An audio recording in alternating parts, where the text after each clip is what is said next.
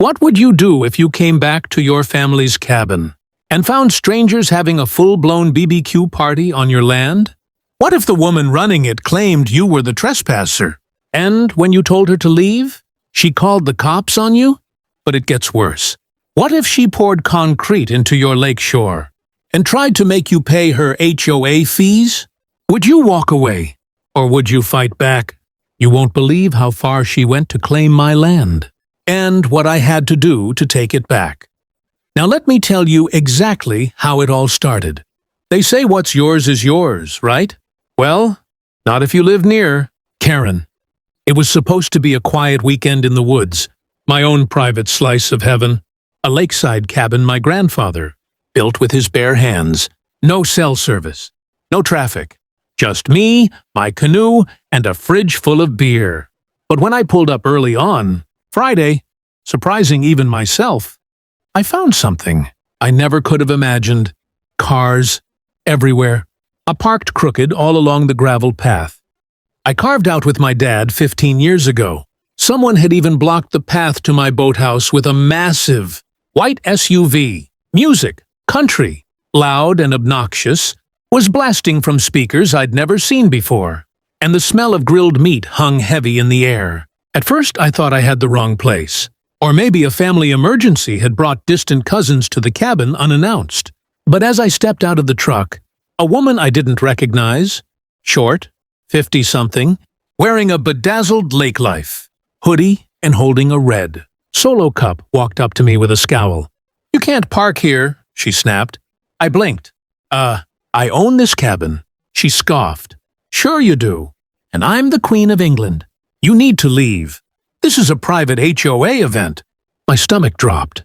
Ho? What ho? I didn't have one.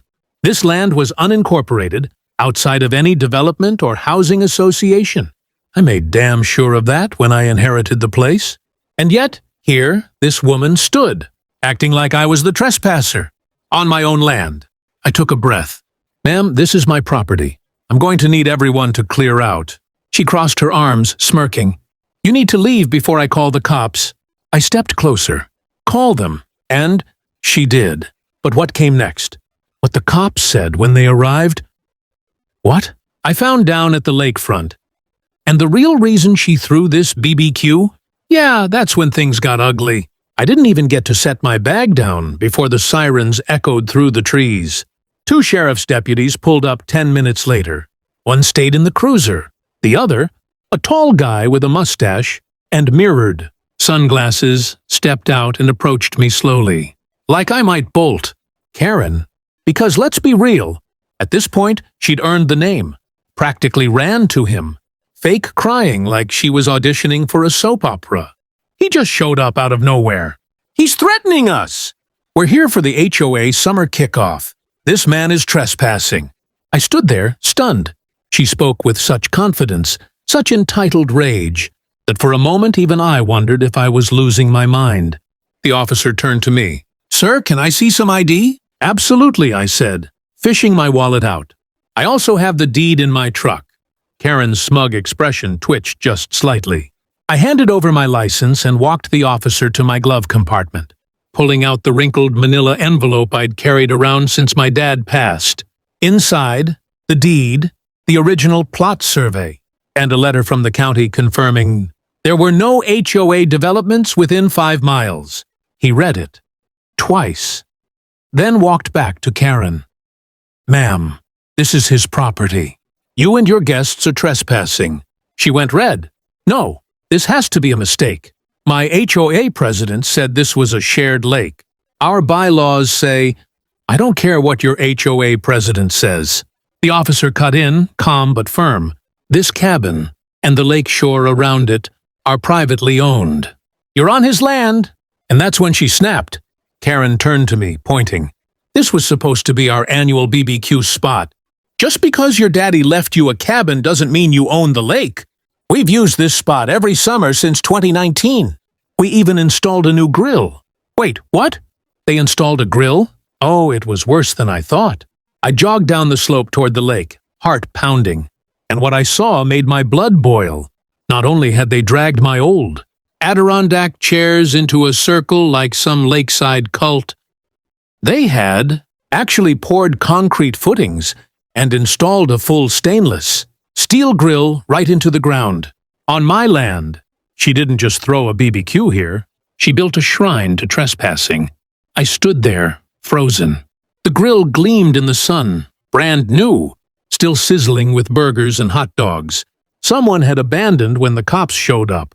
Concrete slabs framed the setup like a patio, and someone had even hammered in tiki, torches, right, into my grandfather's shoreline.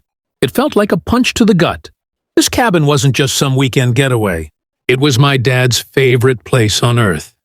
His ashes were scattered right here, beneath that big maple tree by the dock. And now Karen and her HOA goons had turned it into their personal picnic spot. Without asking, without permission, like it was some forgotten park nobody would notice. The officer looked at me, jaw tight. "You want to press charges?" I didn't even hesitate. "You're damn right I do," Karen shrieked. "You can't be serious. It's just a grill. It's trespassing. It's vandalism. It's destruction of private property," I snapped. "You poured concrete on my land." She stormed toward the grill like she could somehow undo it with sheer willpower. "Fine, we'll take it down. Happy now?" "No," I said. "You don't get to play victim now." The officer stepped in, writing something in his notebook. "I'm documenting everything. We'll need statements. And ma'am, you and your guests need to leave. Now." That's when the real story started to come out. As Karen huffed and yelled at her HOA friends to pack up, one of the other guests, a guy in a faded polo, clearly uncomfortable, walked up to me quietly. "Hey, look," he said. "I didn't know this was private." Karen told us her HOA owned access to the lake, said it was grandfathered in. I figured it was true. She said the cabin was abandoned half the year. I clenched my fists. "It's not abandoned. I live here every other weekend.